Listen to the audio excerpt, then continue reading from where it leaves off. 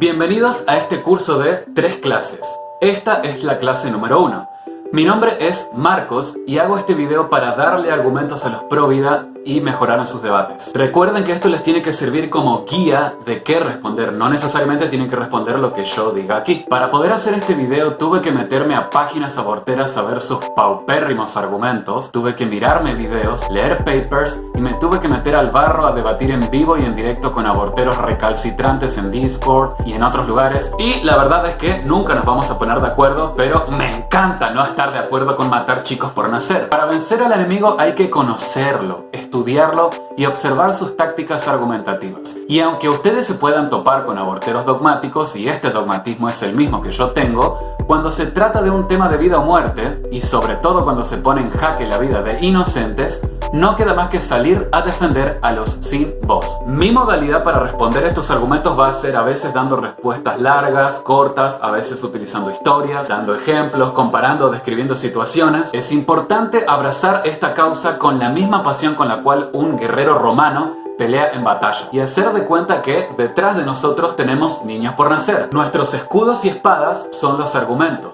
Y el destino de cientos de miles de niños en gestación dependen de nuestra defensa argumentativa. No hay que nunca ser condescendientes con argumentos aborteros y siempre dar nuestra opinión, aunque nos tiemble la voz, sin maquillar el mensaje y sin encaramelarlo o endulzarlo para el oído de nuestro contertulio. Yo te la voy a hacer corta, te voy a hablar como hablamos con los pibes del barrio. Si te gusta bien y si no, jodete. Estamos respaldados con la verdad y las pruebas empíricas. Mi intención no es que te pongas de acuerdo con el enemigo ni que lo convenzas de nada, solamente darte argumentos para que mejores en los debates, para que dejes en claro que el niño por nacer tiene derecho a la vida, a la existencia, y que este no tiene ninguna culpa de ninguna circunstancia que haya llevado a su gestación. Y por eso el aborto tiene que seguir estando prohibido. Abajo te voy a dejar un Word para que puedas descargarlo, donde vas a tener todas las argumentaciones aborteras y las refutaciones pro vida, para que lo puedas descargar y si querés modificarle algo, añadirle algo, todo tuyo. Mis respuestas van a estar enfocadas a Argentina, pero en realidad esto lo pueden utilizar todos los pro vida de todo el globo terráqueo. Si sos un abortero infiltrado que viene a ver este video, deseo que te aplaste un camión. En el mientras tanto, toma asiento que te voy a dar unas buenas clases de moral. Hoy es el turno de refutaciones filosóficas. Ay, a ver, machirulo, para ser protegido por la ley primero hay que ser una persona. Una cosa es ser humano y otra cosa es ser persona. La personalidad se adquiere recién cuando el ser humano adquiere conciencia y percepción del mundo que le rodea. No solo basta con estar vivo, sino que hay que saber que uno está vivo e interactuar con el mundo. Solo allí se puede decir que hay un ser humano que es persona humana y que es merecedora de derechos. La personería jurídica es un reconocimiento de derechos que se le da a entidades biológicas o no biológicas, tales como organizaciones, edificios, algunos animales y lógicamente seres humanos. Cuando se le otorga personería jurídica a un ser humano, eso se llama persona física. Es por lo tanto un sujeto de derechos y obligaciones. En otras palabras, debe ser tutelado por el Estado. El que está por nacer quizás no pueda llevar a cabo obligaciones, pero sí puede ejercer sus derechos. Los 3 derechos fundamentales del ser humano son el derecho a la vida, la libertad y la propiedad privada. Y obviamente que de allí se desprenden muchísimos derechos y obligaciones más. En términos generales, todos los estados y filósofos concordamos en que la vida y la dignidad es el bien jurídico supremo a proteger, ya que sin vida no hay nada. La personería jurídica no se mide por el nivel de desarrollo o lugar de residencia del ser humano, dentro o fuera del vientre, debido a que el Estado debe garantizar los 3 derechos fundamentales de todos los seres humanos. Se concluye que la persona por nacer merece derecho a la vida, por el solo hecho de existir y el hecho de pertenecer a la especie humana. Decir que se es persona humana a partir de cuando el ser humano tiene conciencia y percepción es una definición muy parcial de persona. El término que define el diccionario es más absoluto y abarcativo. Persona es todo individuo de la especie humana. Accidentes arbitrarios tales como la conciencia no deberían influir en el reconocimiento de la personería jurídica, ya que bajo ese criterio deberíamos desproteger a los seres humanos que se desmayan, los que están en coma, en estado vegetativo o anestesiados muy profundamente. Verán, en estos últimos ejemplos, los seres humanos pierden su conciencia transitoriamente, la misma situación del nonato, y aún así nos esforzamos por proclamar que igual son personas.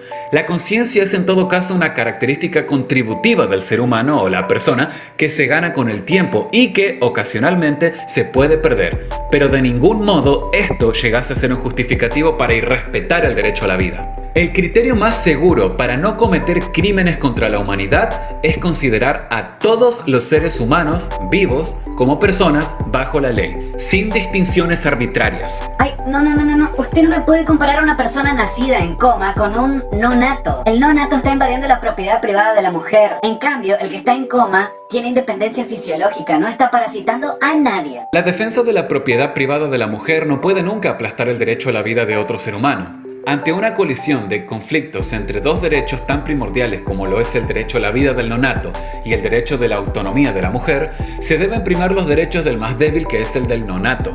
La mujer no perderá su vida por dejar nacer al niño, y además no dependerá toda la vida del niño de toda la vida de la madre, sino solo transitoriamente, podrían ser 6 meses. Se puede salir de esa situación sin que ninguno de los dos salga desfavorecido negativamente. Solo pueden ser merecedores de derechos aquellos seres que lo deseen. El feto no tiene capacidad de desear vivir o continuar viviendo. Por ende, no tiene derecho a la vida. Las personas suicidas o fanáticas religiosas que se quieren explotar con bombas tampoco tienen deseos de vivir y no por ello vamos a adelantarnos y matarlos. No es un ser humano aún, es un potencial ser humano, es un embrión que desembocará en un futuro ser humano. Dado a que tiene más peso y valor la vida de una mujer que tiene vida biográfica y relaciones interpersonales, no creo que tengamos que preocuparnos por un cúmulo de células que tiene vida puramente tisular, o sea, de tejidos. Es un ser humano en etapa embrionaria y una etapa antes, cuando es cigoto, es un nuevo individuo con un cuerpo unicelular. El comienzo de la carrera de la existencia arrancó en la concepción. Primero se es cigoto, luego se es embrión y luego feto. Ser un embrión es un estadio más en el proceso de desarrollo del ser humano. Negar la humanidad del embrión implica un grave desconocimiento de biología. Si las tortugas gestan tortugas, las ballenas ballenatos y las vacas terneros, los humanos gestarán humanos. Es que no es un ser humano aún. Es un futuro ser humano. Es un embrión que desembocará en un ser humano. Es un potencial ser humano. O sea, es ser humano recién cuando el ser humano adquiere conciencia. Un potencial ser humano es un espermatozoide o óvulo, que son las células sexuales reproductivas, pero el embrión en sí ya es un ser humano. De lo que tiene potencialidad es de ser un organismo más desarrollado como nosotros. La aparición de la conciencia es una característica contributiva que se ganará con el tiempo. Para que exista conciencia, primero tiene que haber un humano en la cual exista. La conciencia no nace de la nada per se. En el mientras tanto, es un ser humano en gestación inconsciente, o sea, embrión. Tenemos afamados científicos que aseveran que eso que se está gestando no es un ser humano aún. Es un ser humano recién cuando cobra conciencia. Allí recién podríamos empezar a hablar de una preocupación por la preservación de la vida. Antes de eso son solamente un cúmulo de células sin experiencia, sentimientos ni deseos. No deberíamos preocuparnos. Si no hay conciencia, no hay nada. Es como una roca. Si hay científicos que afirman eso, pues directamente están yéndose en contra de un hecho científico y la descripción de todos los libros de embriología. Esos científicos son individuos que se pueden vender al mejor postor. Negar la humanidad del embrión o el feto proviene de cumplir con el primer requisito fundamental para llevar a cabo un genocidio: la deshumanización del enemigo. Se alude a la carencia de algunas características contributivas a su humanidad en pos de generar una categoría de personas de primera y personas de segunda. En Estados Unidos, cuando se quiso establecer el mito de la raza superior y así defender la esclavitud de los negros, se utilizaron clasificaciones taxonómicas de especie y género para establecer que el esclavo era una especie de propiedad. De hecho, según Martin Luther King, activista por los derechos humanos y ganador del Premio Nobel de la Paz, él decía que las teorías de estos pseudocientíficos llegaron a ser las citas y referencias más autorizadas para todos aquellos que necesitaban justificar el sistema de esclavitud. Por otro lado, Michael Carter, afamado profesor de la Universidad de Canadá, afirma que el proceso que llevó a la deshumanización de los judíos durante el régimen nazi fue orquestado a partir de la ciencia y gracias a jóvenes científicos serios que se fueron desviando progresivamente a lo irracional. Sobre esto, Horacio Riquelme, doctor en Medicina, Filosofía y Psiquiatría Social de la Universidad de Hamburgo, escribió que Este trasfondo cultural e ideológico constituyó el clima ideal para programas de exterminio sin límites, centrados en aspectos raciales y de darwinismo social. Asimismo, abrieron cauce a tendencias legislativas para limitar la vida y la reproducción o exterminar a aquellos seres humanos que estaban fuera del sistema de producción y o marginados en la sociedad por enfermedades crónicas o invalidez. Estas leyes tuvieron una creciente aceptación en el cuerpo médico. Paralelamente a los intentos de legalizar la muerte de pacientes por consentimiento personal, al cambiar de siglo, se inició una campaña de minusvaloración de seres humanos con limitada o ya no existente capacidad de rendimiento. Para esto, se recurría a la comparación con aquellos seres débiles y fuera de competencia, que en la lucha por la existencia de no existir la medicina moderna, estarían llamados a sucumbir por selección natural. Es decir, del mismo modo que se utilizó la ciencia y personalidades destacadas para justificar la violación de derechos humanos, hoy organizaciones interesadas en legalizar el aborto se sirven de las mismas herramientas.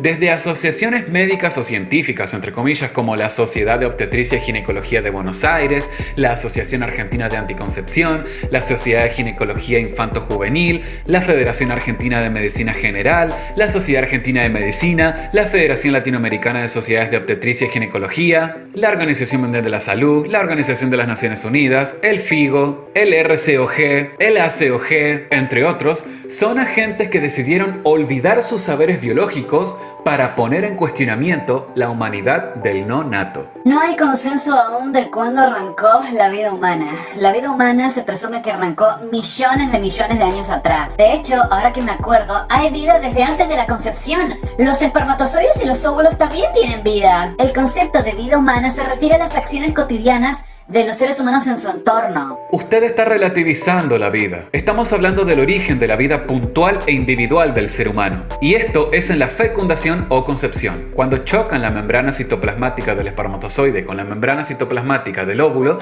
se conforma entonces el cigoto y este es el nuevo individuo de la especie. Pues se ha formado un nuevo ADN único e irrepetible y es allí cuando se obtiene un nuevo individuo diferenciado de los demás. Allí es cuando arranca la vida humana. No hay consenso de lo que es un ser humano aún. Una cosa es el ser, lo cual implica estar vivo, y lo otro es humano, que es pertenencia a una clasificación de especie. Una cosa es tener piel humana, otra tener una célula humana, otra tener ADN humano, y otra es ser un conjunto de órganos y sistemas funcionando. Pero para que sea un humano, sostienen algunos, tiene que tener pleno uso de sus capacidades mentales. Otros afirman lo contrario. Así que no hay consenso como tal de lo que es un ser humano.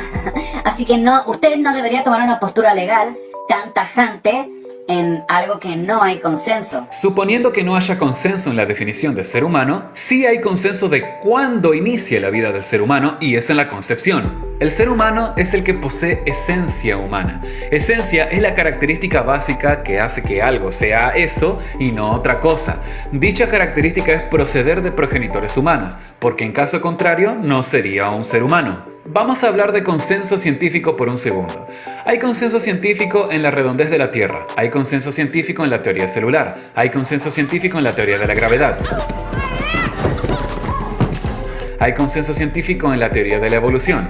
Una teoría científica es un conjunto coherente de proposiciones formuladas para explicar un grupo de hechos o fenómenos en el mundo natural y confirmados repetidamente mediante la experimentación y observación. Vamos a hacer de cuenta que estamos hablando con niños y vamos a explicarlo espaciadamente con los siguientes silogismos. Estos silogismos no son míos, sino que los robé a un usuario de YouTube que se llama Filosofía Teísta. Todos los créditos para él tienen que pegarse un paseo por su canal. Argumento biológico. Postulado 1.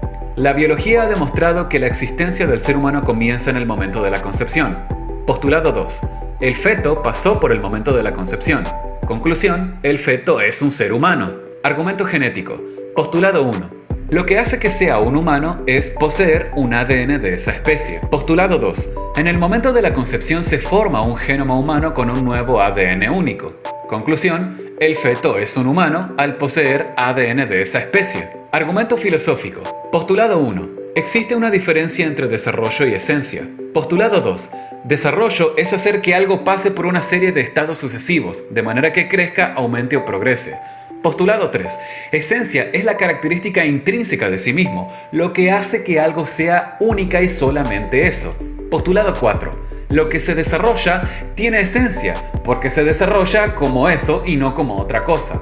Postulado 5. El embrión es humano si tiene esencia humana y se desarrolla como un humano.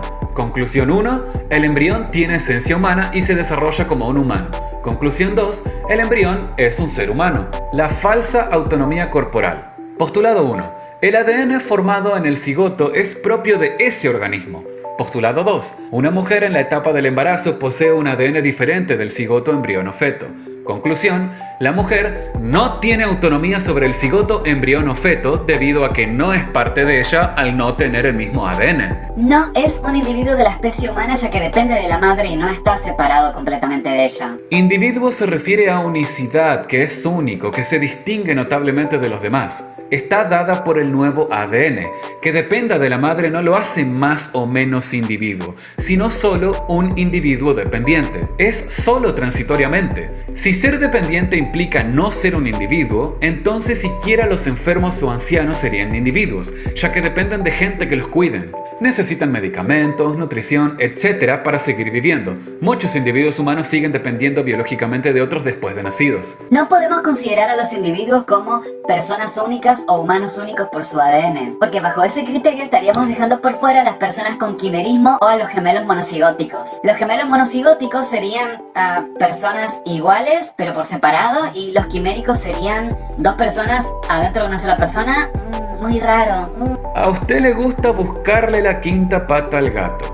Gemelos monocigóticos. Son dos individuos separados que tienen igual ADN pero son genéticamente distintos, ya que sus genes se van modificando dentro del vientre materno. Eso se llama epigenética. Sus ADNs serán los mismos, pero sus epigenéticas son distintas. Ningún ser humano, por más que tengan los mismos ADNs, es igual a otro. Jamás. Es más, hasta hay casos de gemelos monocigóticos donde un hermano nace normal y otro con trisomía 21, síndrome de Down. Ambos tienen igual ADN, pero sus genéticas son distintas. Todos somos individuos distintos y de más está decir que la existencia de gemelos monocigóticos es de muy rara ocurrencia. Que existan hermanos con igual ADN no refuta la premisa inicial de que en la concepción se dio origen a un solo individuo con ADN único y diferente. Y luego, por un accidente, este produjo a otro con el mismo ADN. Se concluye entonces que un individuo nació en la concepción, mientras que el otro se originó en el punto de la división monocigótica. Quiméricos. Hay científicos que aseveran que no existen las químeras en seres humanos. Tienen sus muy buenas razones para creerlo y explicarlo. Pero aquí vamos a jugar como si existieran. Hasta ahora, supuestamente, hay al menos unos 100 casos registrados en todo el mundo de personas con dos ADNs. Igual, les seguimos considerando un solo individuo, porque hay un solo alelo predominante, mayormente hablando. La existencia de individuos quiméricos es toda una excepción en caso de que realmente existan, y no sirve como argumento para refutar la premisa de que en la concepción se da origen a un ser humano individual con ADN único y diferente. Lo que ocurre con los quiméricos es que, supuestamente, hubo dos cigotos diferentes ya que habían pasado la concepción, y por accidente uno se comió al otro, y por ello se termina por nacer un solo individuo pero con dos ADNs distintos. Fíjese que aquí la genética es también la que marca un alelo dominante. Entre los casos de quiméricos también estarían los trasplantados. Que una persona reciba un riñón diferente no significa que dentro de ella esté viviendo otro individuo. Simplemente es un individuo que introdujo el ADN de otro individuo, pero igual sigue predominando en todo su ser un alelo puntual. Hay gemelos que nacen pegados, se les dice siameses, y se les considera individuos diferentes no por su ADN sino por sus conciencias. La individualidad entonces se da por la conciencia que nace del sistema nervioso central, no por el ADN. Hay gemelos que nacen con sus sistemas nerviosos pegados y sin embargo se les consideran dos individuos diferentes, no uno. La aparición del sistema nervioso central tiene como origen el ADN. El ADN es el padre de ese evento, la aparición de conciencia, porque son las instrucciones del ADN las que hacen que se repliquen las células hasta formar tejidos, órganos, etc. El criterio más seguro para no atentar contra la vida humana es considerar a todos los seres humanos como individuos desde su origen puntual e individual, la concepción. Si existen excepciones a la regla, como gemelos monocigóticos, quiméricos o siameses, aún así no se altera el hecho de que en la concepción se da origen a un ser individual con ADN único y diferente. El resto son pocos accidentes imprevistos de la naturaleza. Se está pensando en llevar a cabo operaciones de cabezas, es decir, sacarle la cabeza a una persona y colocarla en el cuerpo entero que aporte a otra persona. Y en estos casos, ¿qué nombre debería llevar el sujeto? ¿Tendría el nombre del que aportó la cabeza o del que aportó el cuerpo? Este último aporta muchísimo más material que el que aportó la cabeza. Aquí vemos cómo persona no es solamente un cuerpo, sino que persona es todo aquello que emerge de la red neuronal del cerebro. Agradezco que utilice un hecho tan contrafáctico para intentar demostrar la no individualidad de un sujeto. En ese caso, usted tuvo dos personas individuales desde sus concepciones. Luego, por una intervención antinatural del ser humano, se han unido las partes. No importa quién haya aportado mayor cantidad de cuerpo, tendrá el nombre que esa persona, en caso de que funcione el trasplante de cabeza, decida. La persona podría ponerse el nombre del que aportó el cuerpo, el nombre de la cabeza, que son nombres que le asignaron sus padres en realidad, o inclusive podría la persona ponerse un nuevo nombre, extinguiendo así las autoidentidades anteriores. Esto no quita que sea un solo sujeto, un solo individuo en un solo cuerpo. Sigue siendo un individuo, pero esta vez sería quimérico, o sea, con dos ADNs. No olvidemos que tendrá su alelo predominante en todo el cuerpo. Sea cual sea el nombre que reciba la persona, esto no quita que la persona que aportó el cuerpo tenía nombre previamente, y la persona que aporta la cabeza ya tenía otro nombre.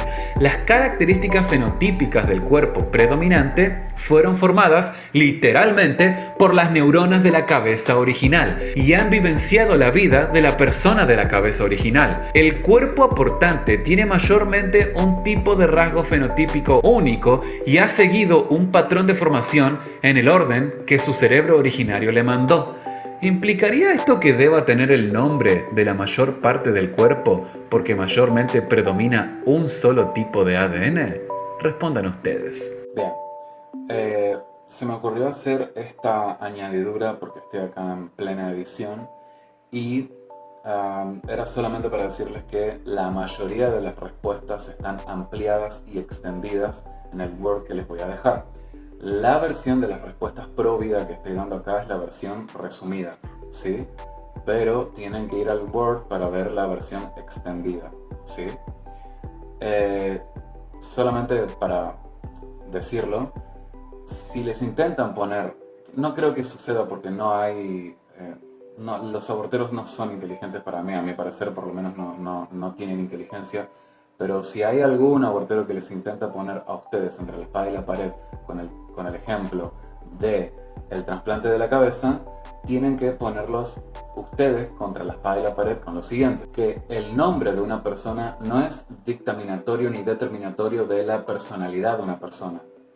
Un nombre no indica que seas una persona como tal per se, porque hay gente que se cambia de nombre en su DNI y eso no quita que sean la misma persona desde antes. De hecho, es imposible no caer en contradicciones cuando se dice que la personalidad es todo lo que surge de la red neuronal del cerebro.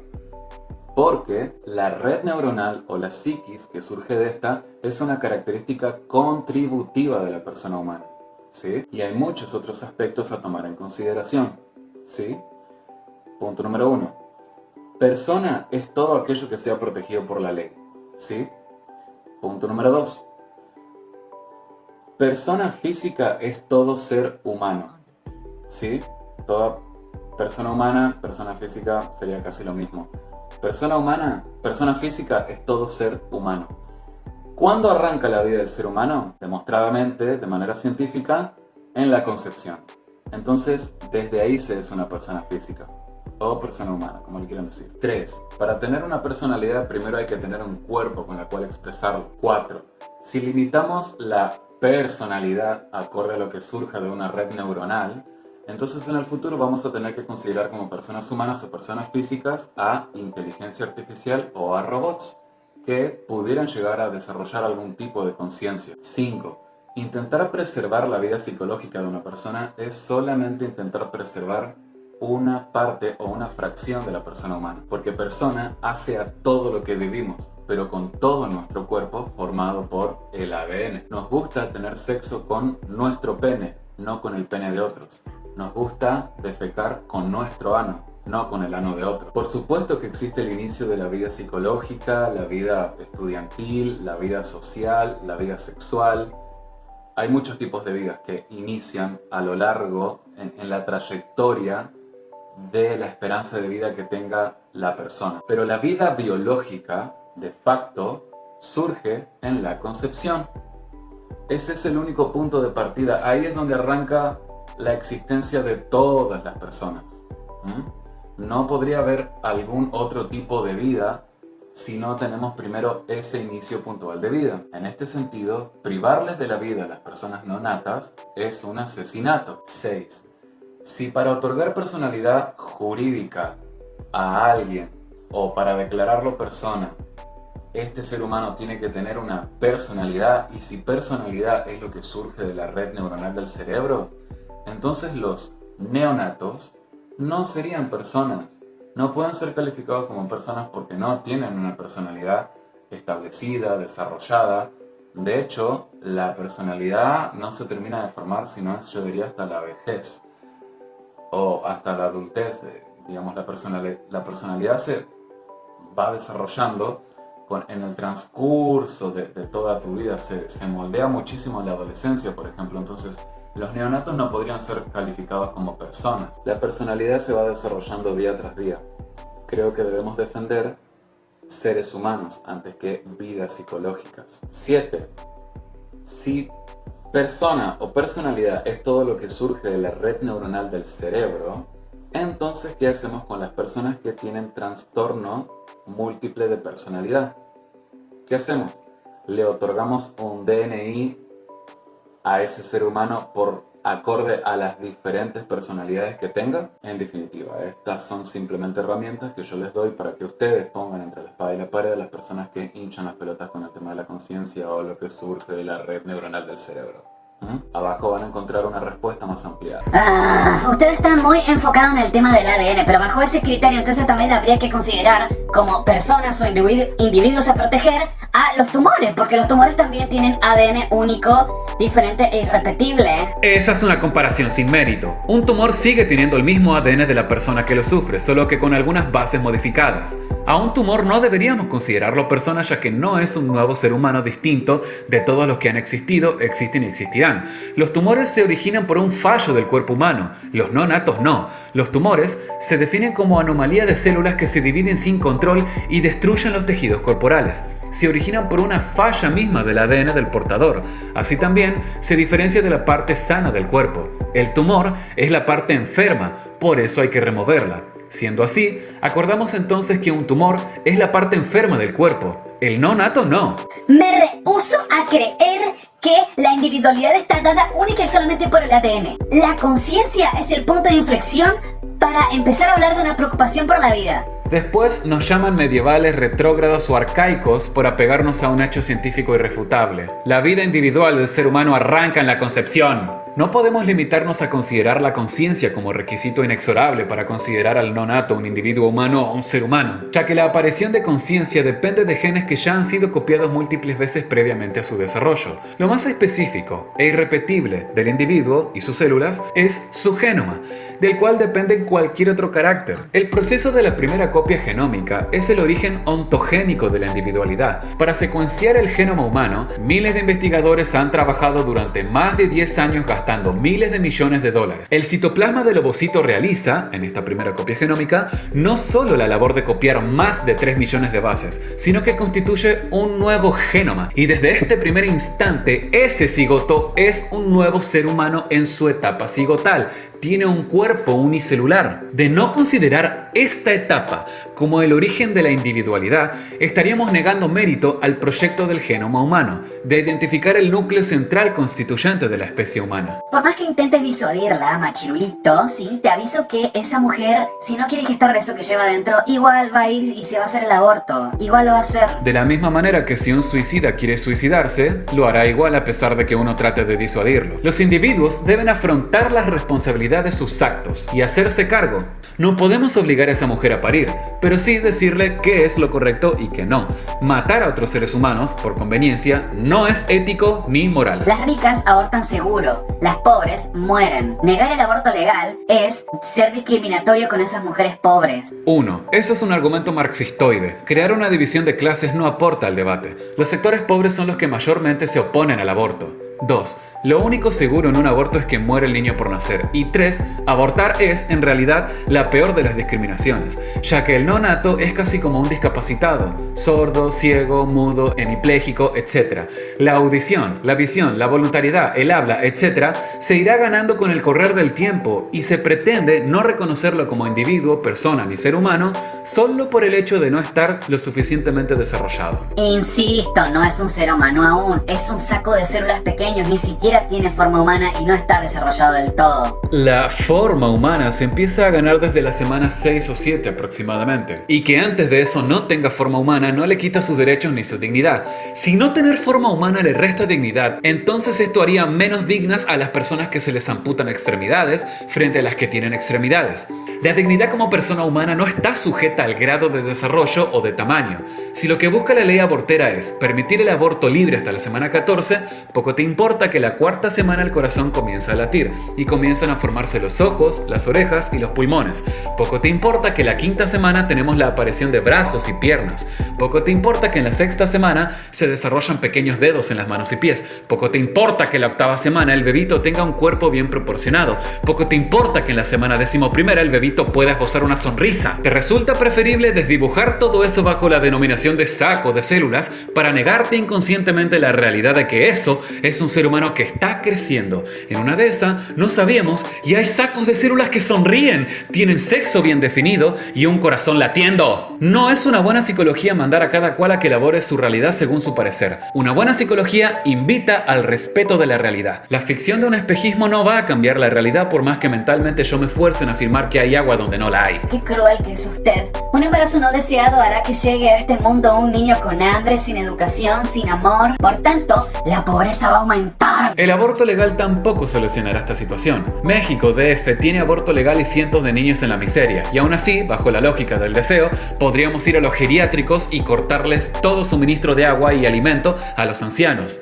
Las razones son simples. 1. Son una molestia para quienes deben hacerse cargo de ellos. 2. No soportamos verlos en condiciones tan deplorables. Yo no puedo sacar un arma y matarte porque no te deseo. Si no se mata a un viejo porque tiene un pasado, vida biográfica, no se mata a un feto porque tiene un futuro. Esta frase es de Ángeles Rawson. Mueren muchas mujeres en abortos clandestinos porque lo hacen en condiciones inseguras y sucias. Por eso hay que darle un marco legal para hacer que sea regulado y limpio, que garantice que las mujeres salgan con vida de ese procedimiento. De ninguna manera el Estado debe autorizar la matanza de niños por nacer por el hecho de que existen mujeres muertas en abortos clandestinos. Es como querer solucionar la problemática de los robos legalizando la delincuencia. El aborto es un acto deleznable, egoísta y que atenta contra la vida de otro ser humano. El Estado debe tutelar y garantizar los derechos de todos los seres humanos, tanto nacidos como no natos, hasta las últimas consecuencias. Es que no es lo mismo una mujer ya nacida, desarrollada y con uso de sus capacidades mentales que un feto de 8 semanas. Tiene más valor la mujer que tiene historial de vida biográfica, relaciones interpersonales y pleno uso de conciencia. ¿Por qué debe ser presa de una maternidad que ni siquiera desea? Si la mujer fuera capaz de razonar, entonces habría pensado 2 veces antes de abrir las piernas. Considerar que hay vidas humanas más valiosas que otras es discriminatorio y remonta al nazismo hitlerista, donde se eliminaba a personas consideradas defectuosas e indeseables. Ambos, madre e hijo, tienen el mismo valor, si es que todos los seres humanos somos iguales ante la ley. La condición de persona humana no está sujeta al grado de desarrollo, relaciones interpersonales, vida biográfica o nivel de conciencia que tenga el individuo. El Estado debe tutelar los derechos del ser humano en gestación, aunque la mujer no desee tenerlo. Y además, nadie obligará a la mujer a asumir la maternidad. Usted juzga a las mujeres por abrir las piernas, pero se olvida de que existe algo que se llama la pirámide de Maslow. El sexo es una necesidad del ser humano. Hello, un poco de raciocinio. Las mujeres tienen derecho a decidir libremente sobre sus cuerpos y sus vidas sexuales. Eso nadie lo discute. Todos somos libres de hacer con nuestras vidas lo que se nos plazca, siempre y cuando no hagamos daño a otro. Si la mujer desea tener sexo libremente, debe saber que la libertad conlleva sus consecuencias. Tener sexo tan libremente, aunque sea con métodos anticonceptivos, puede desencadenar en un embarazo no deseado. Si la mujer es consciente de que el embarazo es uno de los tantos riesgos de andar teniendo sexo promiscuamente, debe saber que tarde o temprano quedará embarazada. Los métodos anticonceptivos, de hecho, no siempre funcionan. Respecto de la decisión sobre su cuerpo, claro, si la mujer desea hacerse un tatuaje o cortarse un brazo, tiene la total libertad de hacerlo, ya que es su cuerpo. El problema es que el nonato no es parte de su cuerpo, porque 1. Tiene ADN diferente al de sus progenitores, 2. Puede generar órganos propios, 3. Puede tener factor sanguíneo diferente al de su madre, 4. Puede tener sexo diferente al de su madre, 5. La madre podría morir y el niño vivir, o el niño morir y la madre vivir. Con estos pocos puntos se demuestra que el nonato no es parte del cuerpo de la madre, es un cuerpo diferente que dependerá transitoriamente del cuerpo de la madre. No es hitlerista visibilizar el hecho de que las mujeres tenemos total derecho a decidir sobre nuestro cuerpo. Es bastante discutible si son sus cuerpos, pero bueno, dejando eso de lado, los datos demuestran que este tipo de legislación habilitan a una auténtica cacería donde los niños Down son la presa. En España, el 90% de los diagnósticos de Down se abortan, en Estados Unidos el 67%, en Francia el 77% y en Dinamarca el 98%, en Finlandia casi el 100%. Este tipo de legislación trae consigo un cambio en el chip moral de la sociedad y la reconfigura, promoviendo sutilmente un sentimiento eugenésico, racista y discriminatorio. Nadie es quien para dictaminar quién va a vivir o quién no por sus síndromes, capacidades intelectuales o aspecto físico. Solo pedimos aborto legal hasta la semana 14, cuando el feto ni siquiera tiene sistema nervioso central desarrollado. El sistema nervioso central se empieza a formar a la 4ª semana de gestación y a la 8ª ya está formado. De ahí en más solo le falta madurar y crecer más. El artículo de la ley del aborto deja la puerta abierta para el aborto hasta el último día de embarazo, así que no se pide aborto legal hasta la semana 14 per se. Además, la experiencia de otros países como Estados Unidos, Canadá o Francia nos muestran que luego de legalizarlo en las primeras semanas de gestación, los grupos aborteros lo legalizan hasta la semana 24 y luego hasta el final del embarazo. Por eso es importante no darles el brazo a torcer nunca. Aunque no sea parte del cuerpo de la madre, el nonato está dentro del cuerpo de la mujer. La mujer tiene que tener el derecho de quitárselo de manera segura, legal y limpia. No existe el derecho a preservar la vida de otros a costa de sacrificar la autonomía de la mujer. La decisión la toma el cuerpo gestante. Tanto que se habla de la igualdad de género y no quieren dar voz a la opinión del padre. Pero sacando eso de lado, las decisiones de la persona se terminan cuando arrancan la vida o derechos de otros. Cuando una decisión personal afecta la vida de otro, deja de ser personal y a veces el Estado debe coartar ciertas libertades para evitar la destrucción de la sociedad misma. Eliminar al no nato mientras necesita del aporte nutricional de la madre equivaldría a matarlo, y bajo esa lógica se podría legitimar otras civilizaciones donde prevalezca el más fuerte sobre el débil, el tirano sobre el inocente. Considere a un hombre y a una mujer casados, donde el hombre sea el dueño de la casa y además sea el único que aporte económicamente. ¿Justificaría esta situación que el hombre mate a la mujer solo porque no la quiere? Para ser digno hay que tener autonomía propia. Si uno no tiene autonomía ni capacidad de decidir, entonces no es digno. El embrión o el feto carecen de autonomía ya que dependen de la mujer para seguir subsistiendo y no posee capacidades mentales. Por ende no podemos hablar de atribuirle dignidad alguna. La mujer, sin embargo, sí tiene autonomía y capacidades mentales como para dirigir su vida. Por ende, deberíamos darle la posibilidad de elegir qué es lo que ocurre dentro de su cuerpo. Negarle el derecho a decidir sobre su autonomía implicaría desconocer su dignidad como persona con capacidad para tomar decisiones sobre cómo vivirá su vida. Nadie de ninguna legislación puede obligarla a gestar algo que no quiere. Para darle dignidad a la mujer, primero hay que darle la posibilidad de elegir si continuar o no con esa gestación. El nivel de desarrollo no debería influir en el reconocimiento de la dignidad humana, ya que esto haría al niño menos digno ante el puberto y al puberto menos digno ante el adulto. Considerar a todas las personas humanas como dignas es el criterio más seguro para no cometer crímenes de lesa humanidad. Así como el derecho a la vida no siempre es absoluto, homicidio en defensa propia, etc., el derecho a la autonomía tampoco llegase a ser absoluto. La gente favorable al derecho a decidir el aborto a menudo no están a favor del derecho a decidir respecto de otros asuntos. Apoyan las leyes que exigen a las personas usar cinturón de seguridad o usar mascarillas de manera obligatoria en áreas públicas. ¿Dónde quedó su ser pro elección? Mucha de esta gente ni siquiera está en favor del derecho a la libertad de expresión. Considere los siguientes 4 ejemplos verídicos que han ocurrido en la vida real. Una mujer depresiva y con pensamientos suicidas estaba a punto de arrojarse al vacío desde el puente de San Francisco, Estados Unidos. Justo antes de hacerlo, un hombre se percata de la situación y corre en su ayuda. Ayuda no solicitada, pero ayuda en fin. Y entre forcejeos, logra salvar la vida de la mujer llevándola a una zona lejos del borde. Ante la situación, llegan patrullas de policía y se la llevan detenida a esta mujer, y momentos antes de hacerla entrar al patrullero, la mujer se voltea a mirar al hombre que le impidió suicidarse. Nadie sabe a ciencia cierta en qué es lo que estaba pensando esa mujer al darse la media vuelta. No sabemos qué motivos llevaron a esa mujer a intentar suicidarse, y no sabemos si más adelante concretó el suicidio. Pero en estos casos, de personas intentando disuadir a suicidas de cometer el fatal acto, vemos que casi siempre se aplica el uso de la fuerza. ¿Para qué? Para truncar una decisión personal y autónoma. Algunos utilitaristas aludirán que es legítimo hacer esta decisión siempre y cuando afecte a la propia integridad y no la de otro. Y ante esto, cabe preguntarse, ¿por qué entonces es legítimo aceptar la decisión de una mujer de abortar, siendo que esta decisión afecta la integridad o la autonomía de otro? La legislación mexicana castiga con pena de cárcel el intento de suicidio, en tanto que la legislación argentina castiga con cárcel la incitación al suicidio. Si intervenimos con leyes para impedir que una persona se mate a sí misma, ¿por qué no deberíamos intervenir para truncar la decisión de la mujer de terminar una gestación? Como vemos, el derecho a la autonomía no siempre es absoluto, pues es superior el bien jurídico de la vida. Ejemplo de la vida real número 2. Considera una persona testigo de Jehová que padece de una hemorragia digestiva severa y llega al hospital a punto de morir. Internado, los médicos le explican que parte del tratamiento para preservar su vida es la transfusión de sangre. Resulta que el sujeto se niega rotundamente a la transfusión, aludiendo que esto quiebra sus principios religiosos e inclusive tiene en sus manos una declaración jurada donde prohíbe a los médicos tratarlo con sangre. Los médicos, presurosos por salvar la vida del joven a toda costa, acuden con un juez federal y le comentan del caso. El juez autorizó una medida cautelar que autoriza a los médicos transfugirle sangre al joven.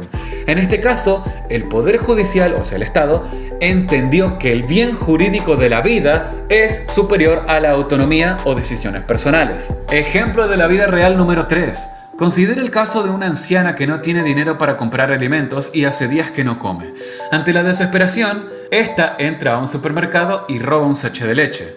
Para la doctrina argentina y los diccionarios jurídicos en general, este hurto está justificado y no hay delito. Se llama hurto famélico. El hurto famélico es el robo de alimentos por necesidad. Si se demuestra que realmente fue por necesidad, no es punible, castigable. El Estado está compelido a entender la situación de esa persona que ha robado, pues era por un caso de extrema necesidad. En el ejemplo de la anciana robando para alimentarse, se ve que está en juego la vida, la alimentación hace parte de la vida, y la propiedad, que es otro bien jurídico, y hay una colisión, pues se afecta un bien jurídico de propiedad en función de salvaguardar un bien jurídico que es la vida. Los bienes jurídicos son los valores que el Estado tutela, y el bien jurídico de mayor entidad es el de la vida. Extrapolémoslo al caso de la mujer que no desea gestar. ¿Qué justifica que le neguemos al menos transitoriamente la autonomía a la madre para poder salvar a su hijo en gestación?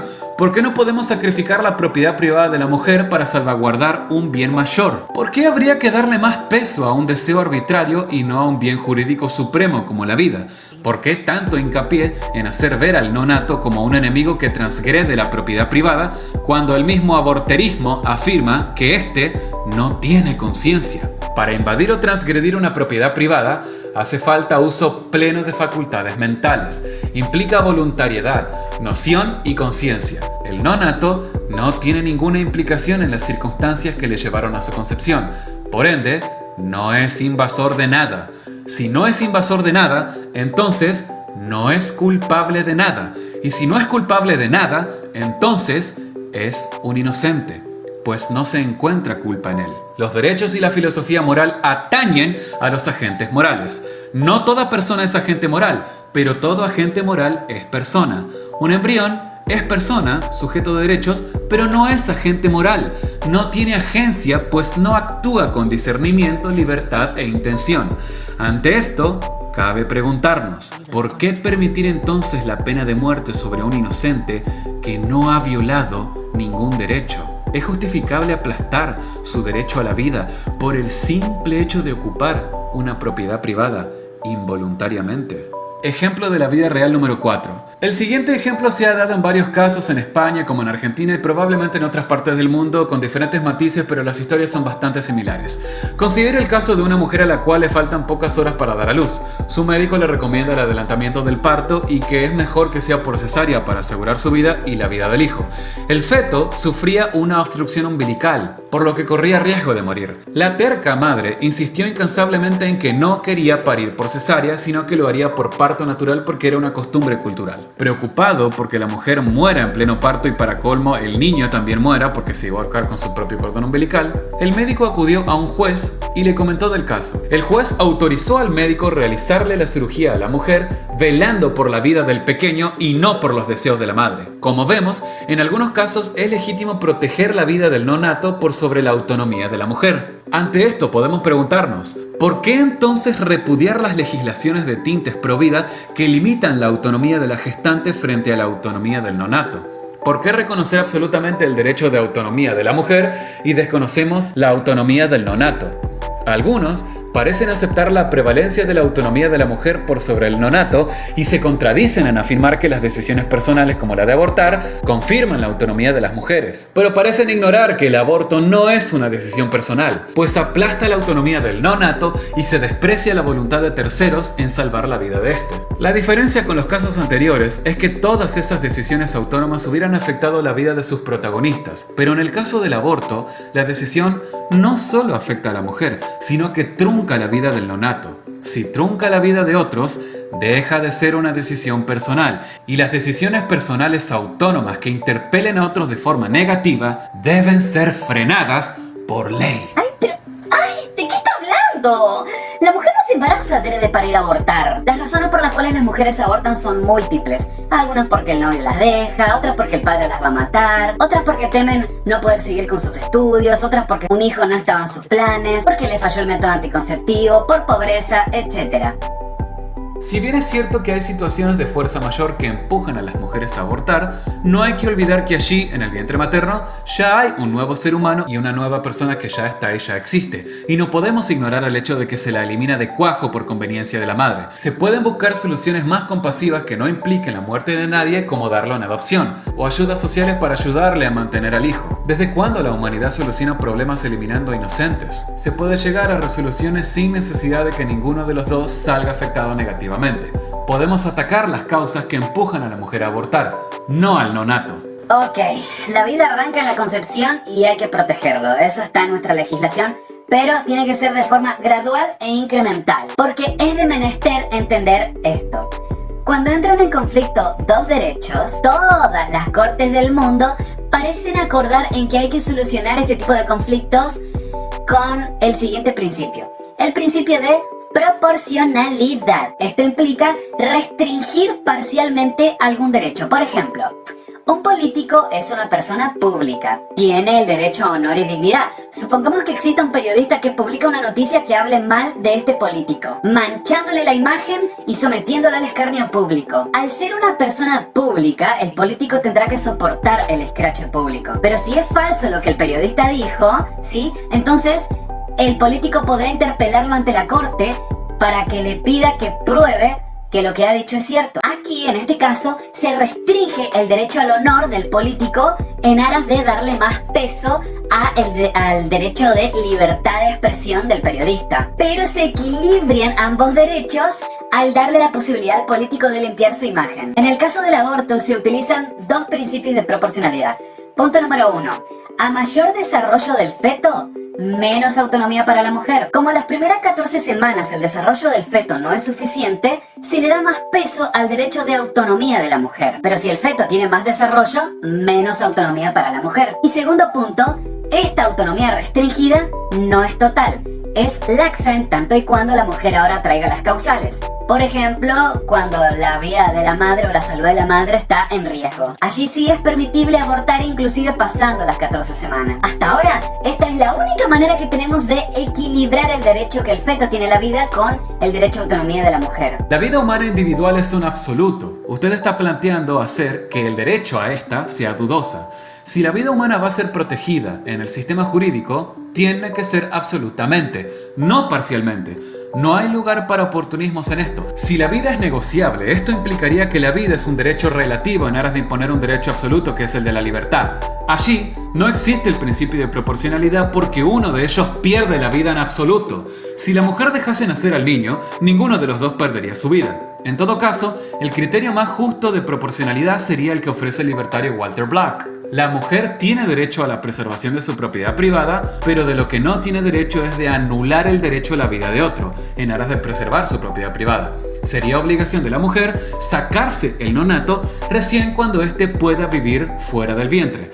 La suposición de que no tiene protección antes de la semana 15 crearía una categoría de personas de primera y personas de segunda. En el Código Civil está explicitado la norma de que se es persona desde la concepción y que está sometida a una condición resolutoria: nacer con vida. Bajo este criterio, entonces, deberíamos hacer todo lo posible porque el nonato nazca. De hecho, por eso legislamos ayudas sociales para mujeres embarazadas. Obligarla a gestar el feto hasta que sea viable implicaría negarle derecho absoluto de autonomía a la mujer. Esta vida es una vida muy especial porque está dependiendo de otra vida para nacer con vida. Si los intereses de ambos son convergentes, se presta plena protección a ambos. Pero cuando la mujer no tiene voluntad para llevar a cabo esa gestación y ambos derechos se colisionan, mientras el feto no tenga suficiente desarrollo, se debe de priorizar la voluntad de la mujer, porque ella es la autónoma y ella está llevando algo dentro de sí que psíquicamente no soporta. Por eso la protección a la vida no es absoluta. La persona es un fin en sí mismo, no un medio para los fines de otro. Cuando usted le quita a la mujer la posibilidad de interrumpir un embarazo, usted la está instrumentalizando, la está tratando como si fuera una incubadora con patas, como si fuera un instrumento reproductor, y hay que respetar los deseos de la mujer sobre su vida. Y la maternidad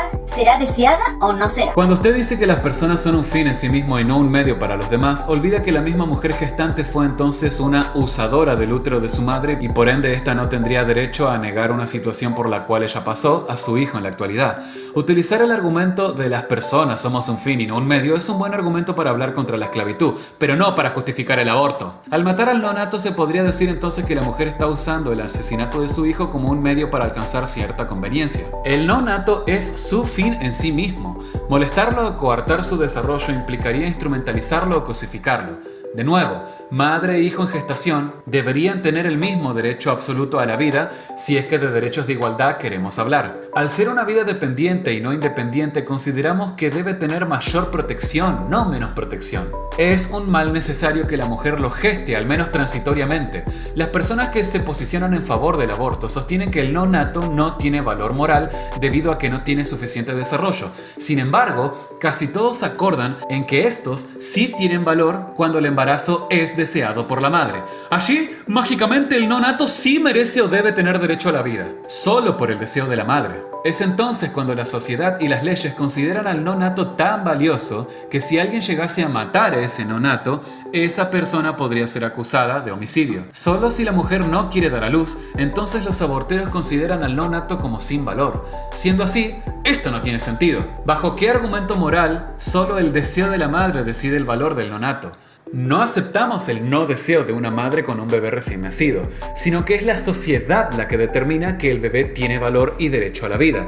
Cuando nace el bebé y se le mata, eso se considera homicidio, pero matarlo unos meses antes de nacer no se castiga. Esto no tiene ningún sentido.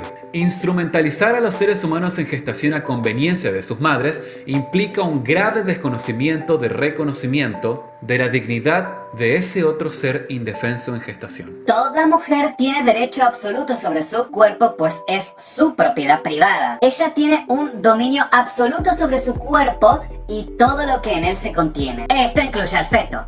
La mayoría de los fetos están en el vientre de sus madres porque la mujer consiente esta situación. Pero si la madre decide que ya no quiere al feto ahí, entonces el feto se convierte en un invasor parasitario de la persona. Y la madre tiene el derecho de expulsar al invasor de sus dominios. Así que el aborto no debe considerarse como el asesinato de una persona viva, sino tiene que ser visto como la expulsión de un invasor no deseado del cuerpo de la madre. Cualquier ley que restrinja o prohíba el aborto es una invasión a la propiedad privada de la mujer. Bien, alumnos.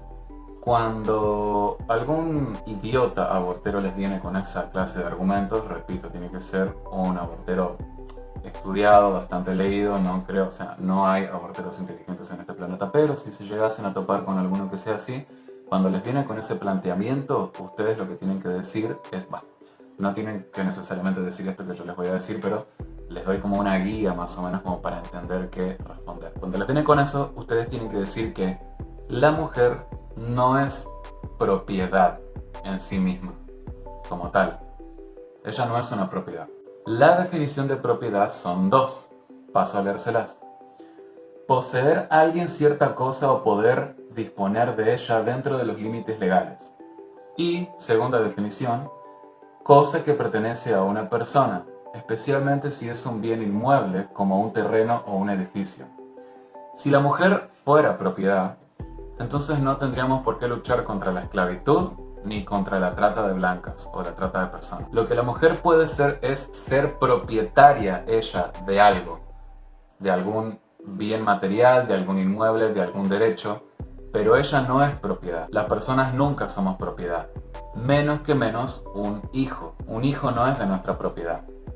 Supongamos que yo tengo un avión privado y te suba a mi avión, te invito a subir, te subís, le digo a mi piloto que vuele 10.000 pies arriba y una vez que estamos allá arriba, yo me arrepiento, ya no te quiero tener más ahí y digo, bueno, como este avión es mi propiedad privada y por ende todo lo que hay dentro de él, vos también sos mi propiedad privada y no te quiero más en mi avión que es mi propiedad privada, por ende tenés que lanzarte, tirate.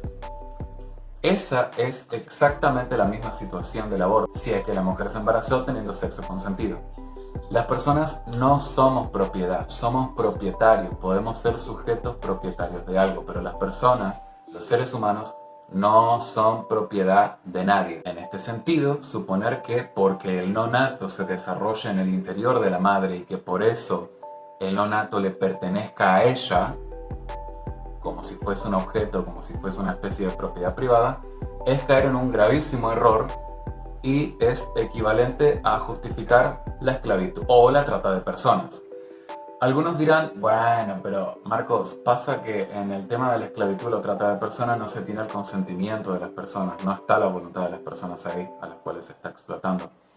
Y yo les digo que es exactamente la misma situación del aborto, porque allí no se tiene el consentimiento del no nato tampoco, como tal. No sabemos si quiere morir, tenés que esperar a que nazca y preguntarle. Las personas no somos propiedad ni propiedad de nadie. No debemos ser cosificados ni instrumentalizados. Propiedad se refiere a cosas que son externas al cuerpo de uno. Tengo propiedad sobre un automóvil, un terreno, pero nunca sobre un pulmón o sobre un embrión. El sujeto propietario tiene propiedad sobre cosas que están fuera de su cuerpo. Si mantenemos ilegal el aborto, vamos a seguir siendo un país tercermundista. Por eso las sociedades más individualistas y liberales, capitalistas, tienen liberalizado el aborto y tienen índices económicos y de desarrollos humanos mucho más avanzados, bajo desempleo, baja pobreza y son un ejemplo de progreso en el mundo. Las ideas libertarias no tienen que ser mal canalizadas hacia la destrucción.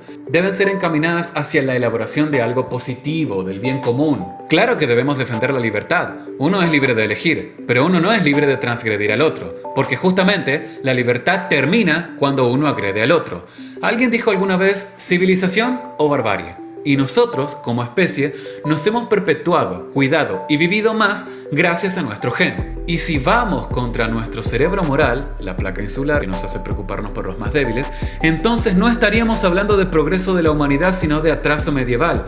No te dejes encandilar por los espejismos de los países más desarrollados, muy envidiables en libertad económica, pero casi siempre deficientes en aspectos humanitarios. Tras instalar y banalizar el aborto, afrontan el invierno demográfico y conviven con el individualismo, la soledad, la frivolidad hacia los inmigrantes, la cultura de la exclusión y del descarte. La Argentina merece una legislación que responda a su idiosincrasia, que valore la vida, la familia y los vínculos bondadosos entre personas. Merecemos una legislación que promueva la solidaridad intergeneracional y no una ley de aval que condene a muerte a los nonatos. Podemos combatir la pobreza sin necesidad de propagar la idea de que hay que matarlos antes de nacer. Podemos disuadir a las mujeres de que aborten y si lo quieren continuar haciendo, allá tiene la clandestinidad para cometer toda la ilegalidad que quieran. Legalizar el aborto implica un cambio de visión en la sociedad, donde todo, incluso la vida misma, debería ser planeada, dándole al Estado el poder de dictaminar desde y hasta cuándo la vida es valiosa.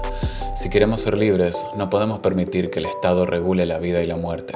Recuerden que no se aborta algo, se aborta a alguien. Mamela Fialoflor. Aún así, el aborto seguirá existiendo y seguirán habiendo mujeres que no deseen ser madres y su decisión debe ser respetada. Si la mujer toma la resolución de ir a abortar, lo hará igual, incluso en condiciones inseguras poniendo en riesgo su vida. La prohibición del aborto no ha servido para reducir los abortos ni para evitar muertes. El aborto existió, existe y seguirá existiendo, por eso es mejor legalizarlo para darle un marco para que se haga seguro. Que sea una realidad social no es justificativo para legalizarlo. Ninguna prohibición ha logrado frenar lo que se pretende prohibir nunca. Los robos, las torturas, los secuestros, etc. El aborto, así como todas las violaciones a los derechos humanos, debe seguir estando prohibido, ya que no podemos permitir que pasen. Lo que debemos tratar de hacer es de reducirlas para que ocurran menos. Seguirán ocurriendo, sí, ya que en todo país del mundo hay gente que no se apega a las leyes. Podríamos perseguir médicos abortistas, cerrar clínicas clandestinas, atacar las causas de embarazos no deseados y no al producto del embarazo, educar a las mujeres en las escuelas con que el aborto es un crimen, etc. Pero nunca el Estado debe ofrecer la muerte legalizada como si fuera la solución para la muerte clandestina. Ay, usted me tiene harta. Usted dice ser el rey de la moral, pero usted no se da cuenta de que matamos miles de vidas cada día. Eliminamos espermatozoides, óvulos, matamos miles de animales para comer y destruimos muchísimas formas de vida diariamente. Eso es relativizar la vida. Defiendo la vida del ser humano y la vida del ser humano arranca en la concepción. No es comparable una célula común con un nonato. Para las otras injusticias ya hay otros movimientos que se encargarán. Yo soy activista antiaborto y contra el aborto es contra lo que lucho o contra lo que argumento. Ser provida es defender la vida del ser humano desde su concepción. ¿Desde cuándo la vida de los más débiles está sujeta a la opinión de gentuza? Es un reclamo de dignidad universal. Esta dignidad se ampara en la justicia y la protección del ser humano desde la etapa más temprana. Si usted quiere preocuparse por células de la piel o por los animales, vaya usted a protestar por esos tipos de vida. Yo proseguiré con mi lucha y no relativice la vida. ¿Cómo le puede dar usted más importancia a un saco de células incapaz de sentir que a la voluntad de la mujer? Obligarla a parir un hijo podría arruinarle la vida. La ley obliga al padre a ejercer la paternidad. ¿Por qué no podría obligar a la mujer a ejercer la maternidad? La ley ya hace excepciones con la mujer para dejarle el camino más fácil. Nadie obligaría a la mujer a asumir la maternidad. Todos somos un saco de células, menor o mayormente desarrollados. El tamaño no le quita sus derechos. Nosotros somos un montón de células grandes defendiendo los derechos de un montón de células pequeños. Y no somos nosotros quien obligará a la mujer a parir. Quien lo hará es la biología. Si el nonato llega a la semana 40, solo saldrá afuera, sea parto por cesárea o parto natural. Pero si la mujer desea abortar, eso es lo mismo que un parto, ya que también expulsa al nonato mediante parto natural. El misoprostol genera dolores de parto y contracciones fuertes. O cesárea, si es que el nonato es muy grande. La diferencia radica en que si la mujer lo expulsa antes de la semana 24, el nonato morirá rápido. Si la mujer lo expulsa luego de las 24 semanas, este tiene algunas chances de vivir con cuidados neonatológicos. ¿Cómo usted puede destinar su tiempo a traer más niños al mundo cuando ya hay muchos niños que se están muriendo de hambre? Vaya y ayuda a los niños huérfanos y empobrecidos y deje de pretender dictarle a las mujeres cómo tienen que vivir sus vidas. Respecto de lo último, las leyes existen para dictarle a las personas cómo deben vivir. Están diseñadas para limitar las cosas que están moralmente mal. Por ejemplo, no violen a las mujeres, no esclavicen a los negros, etc. Las leyes otorgan derechos y normas que se le conceden a las personas para su bien. Y es por ello que la persona por nacer tiene derecho a la vida.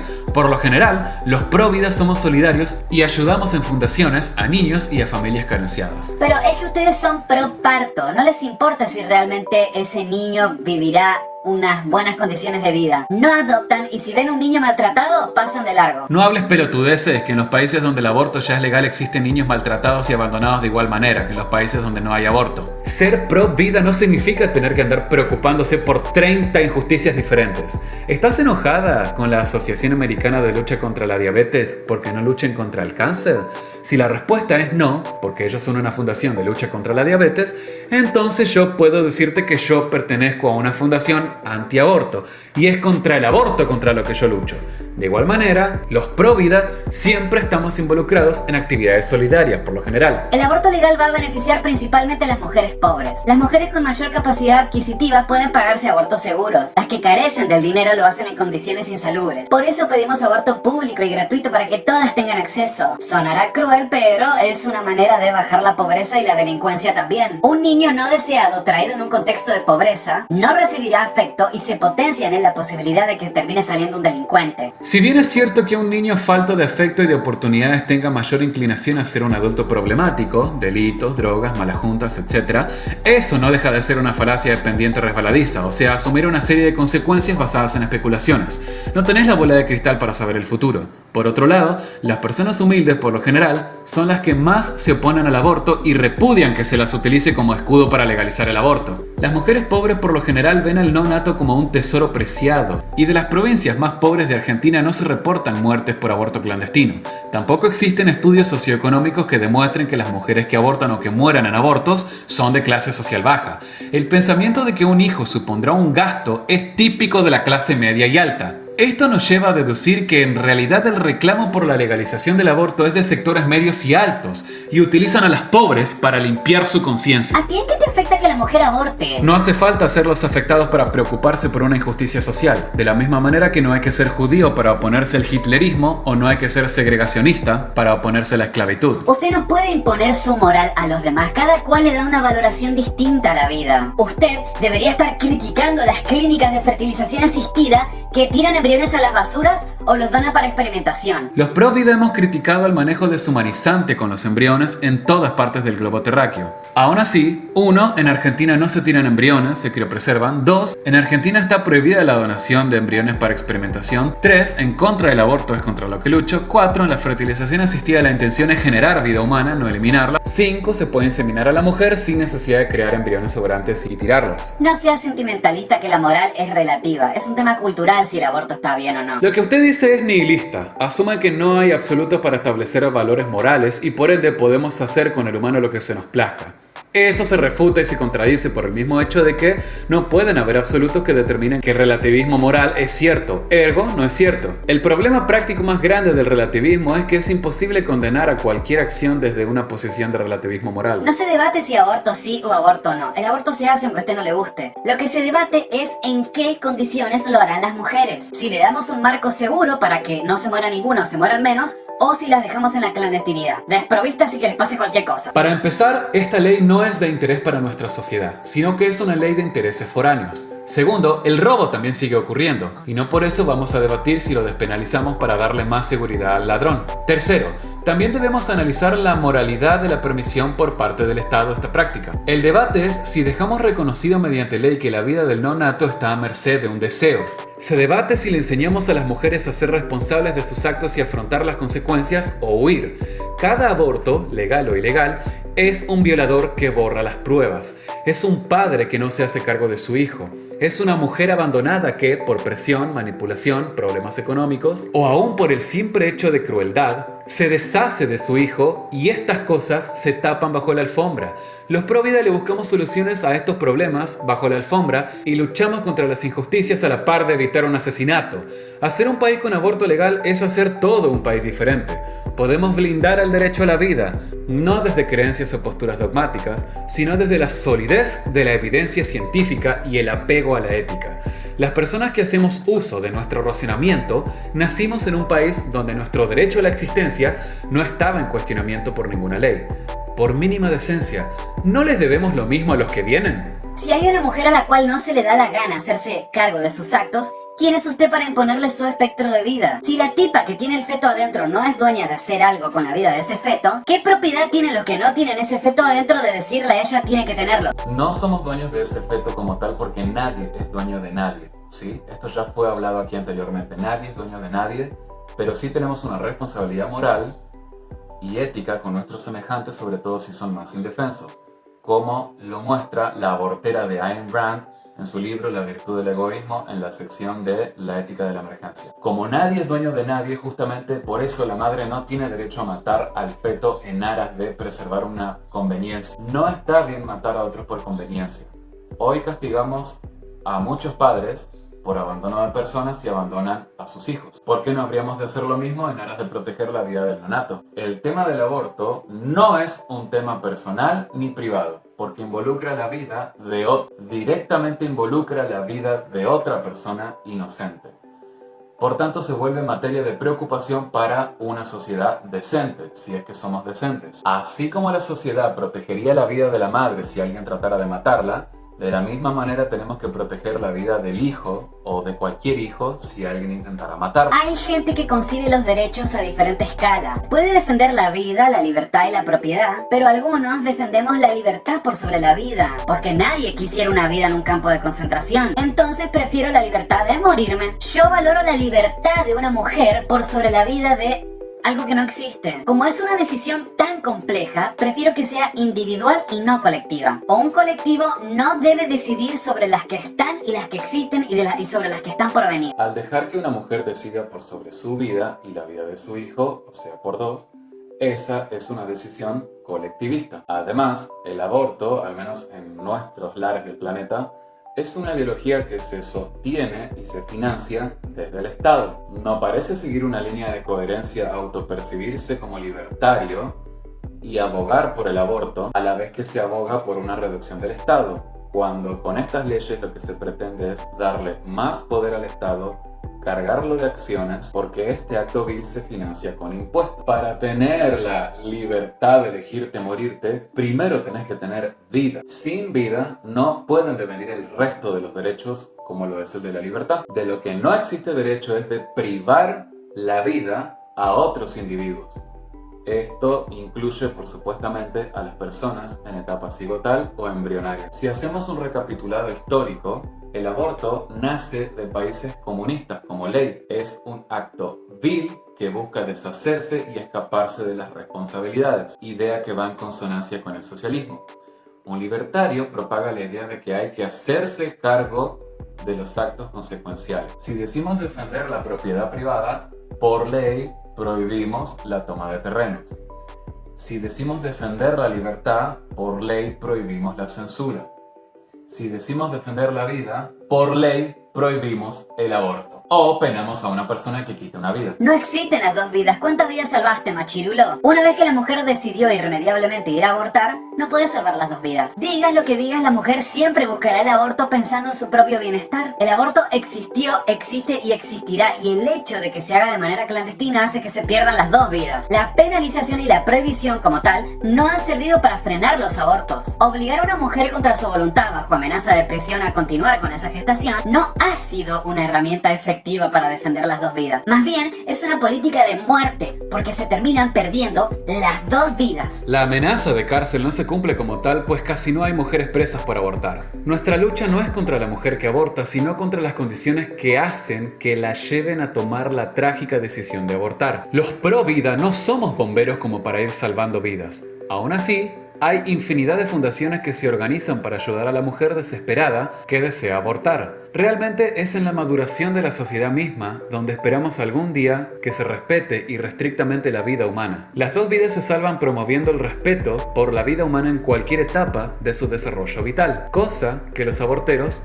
no hacen, ya que su sostén ideológico es cosificar y deshumanizar al nonato. Los proaborto se abstienen de proponer soluciones que tengan en cuenta al nonato, porque hacerlo desfavorecería el núcleo ideológico de su campaña. Disfrazan su abstención de promover soluciones en una resignación cínica al decir que esa persona por nacer está condenada y que no queda otra que legalizar el aborto. Y de hecho, apoyan el aborto porque no tienen soluciones, porque el aborto no es una solución sino el problema mismo al cual nosotros los pro vida le buscamos solución. Un problema que tiene como causantes miles de variables que se tapan bajo la alfombra cuando ésta se legaliza. Para salvar una vida, ésta tiene que estar en peligro, y los que ponen estas vidas en peligro son ustedes, porque lejos de ofrecer una solución, son parte del problema al apoyarlo y hasta a veces tienen la cara durez de promocionarlo. A ver, con esta te agarré, machirulo.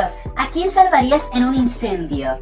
¿A una heladera con embriones o a una niña? A los dos. ¿Es lo mismo entrar a un jardín de infantes y empezar a disparar con una ametralladora que entrar a un laboratorio y empezar a disparar a platos con embriones? Sí, es lo mismo. Comparar un embrión con un humano es como decir que una semilla es un árbol. Que no tenga aspecto de árbol no significa que la semilla no lo sea. La semilla contiene el cigoto o embrión del árbol. Para que germine el árbol per se, primero debe estar el embrio, polen, gameto masculino más óvulo de la flor, y su endometrio, que sería condiciones de humedad, temperatura y oscuridad.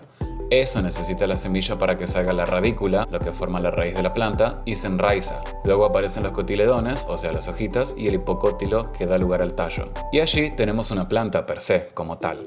Pero toda esta planta tuvo su origen en su cigoto, que fue cuando se fertilizó el óvulo de la flor por el polen. Sí, una semilla es un embrión. Son tan valiosos que existe un Banco Mundial de Semillas que funciona exactamente igual a las cajas de seguridad de un banco. Tienen casi 1 millón de semillas. La diferencia con los embriones humanos es que el embrión humano no detiene su crecimiento a menos que lo induzcan. Las semillas de las plantas sí detienen su crecimiento solas y esperan el momento indicado para germinar hasta que la planta madre muera o alguna ave disperse las semillas. De igual modo, comparar el embrión humano con el embrión de plantas es un despropósito porque hace ver al ser humano como menos valeroso. Si usted se preocupa por los embriones de árboles, vaya usted a protestar por los embriones de árboles, o sea, sus semillas. Ay, pero ¿por qué deberíamos cuidar la vida tanto del ser humano? ¿Qué tiene de especial el ser humano? Respuesta 1.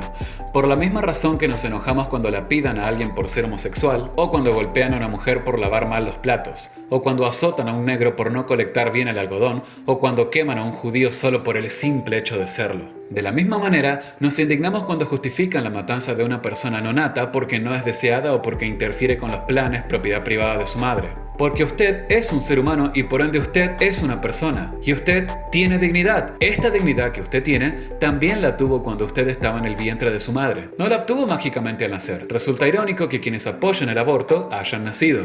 Lo cierto es que usted siempre ha sido el mismo. Desde su concepción, gestación y hasta hoy, su ser y su esencia ha sido la misma siempre. Su dignidad nunca estuvo sujeta al nivel de conciencia, de desarrollo o tamaño. Lo mismo para cada ser humano. Todos tienen su dignidad ontológica. No tenemos por qué construir un país donde ahora se ponga en cuestionamiento la dignidad del nonato. Un no nato no es mayor ni menos merecedor de respeto. Debería valer lo mismo que un nacido, si es que queremos mantener la igualdad ante la ley. La distinción que hacen algunas legislaciones entre los nacidos y los no natos no tiene razón de ser.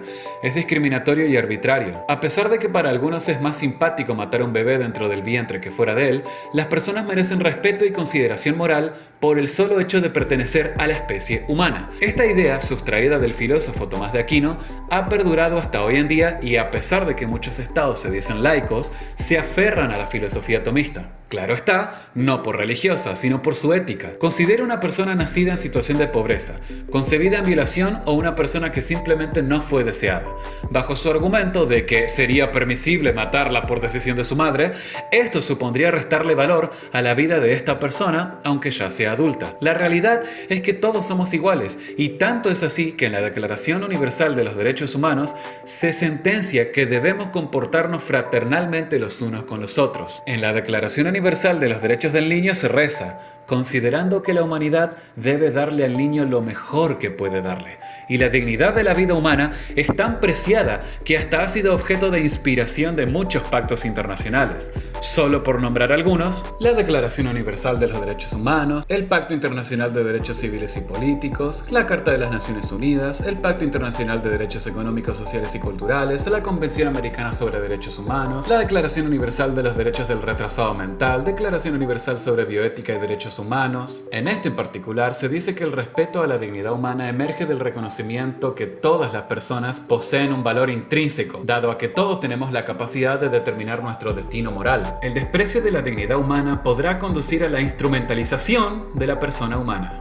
La Declaración Universal sobre el Genoma Humano y los Derechos Humanos, la Declaración Internacional sobre los Datos Genéticos Humanos, la Convención de Derechos Humanos y Biomedicina o Convención de Oviedo, entre otras declaraciones, también mencionan la dignidad. La dignidad humana es importante y por ello acordamos que privar de la vida a otros seres humanos está mal. Cada individuo tiene su dignidad. Implica la necesidad de que todos los seres humanos sean tratados en un pie de igualdad y que puedan gozar de los derechos fundamentales que de ellos derivan. Respuesta 2. Porque somos seres morales. Lejos de pretender ser antropocentrista, el Homo sapiens es un ser moral y el más inteligente, y creo que esta inteligencia debe ser encaminada para el bien y no para la destrucción. Quienes alcanzamos el máximo desarrollo de nuestras capacidades cognitivas, creo que debemos entender que el ser humano debe estar al servicio de los más débiles y estar atento a cubrir las necesidades de los más desprovistos de protección, tanto sea con los de su propia especie y con el resto de la naturaleza. En este sentido, es una grave falla autodenominarse vegano para cuidar al resto de los animales, pero no poner precaución por los de la propia especie. De ahí a que muchos pro-vida son veganos o vegetarianos, o indignarse por la matanza de fetos de astracanes y no por la de fetos de la misma especie. ¿Cómo es que algunos reconocen la vida en el huevo de una tortuga y no en el vientre materno? ¿Cómo es que algunos se indignan por experimentar con ratas conscientes y no porque experimenten con fetos conscientes de abortos tardíos? Todos estamos en contra del maltrato animal o la matanza de animales injustificada, pero hay que empezar promoviendo el respeto por los de tu propia especie. Cállate, varón, vos sos hombre, vos no tenés útero, no tenés derecho a opinar sobre la vida de una mujer. Nunca vas a saber lo que es atravesar una gestación. Mejor enseñale a otros hombres a no borrarse cuando una mina queda preñada. 1. Este es un tema muy serio que compete a toda la sociedad, incluidos hombres. Entonces por eso los hombres también tenemos derecho a opinar. Pretender censurar la voz disidente por ser hombre es tan discriminatorio y arbitrario como el machismo, pero al revés, embrismo. 2. Esta es una legislación que pretende tocar los bolsillos de todos los ciudadanos, entre ellos los hombres. Y me vale madre si te ofendes, pero yo no quiero que mis impuestos vayan a financiar la matanza de niños por nacer. 3. Yo podría ser el padre de un nonato.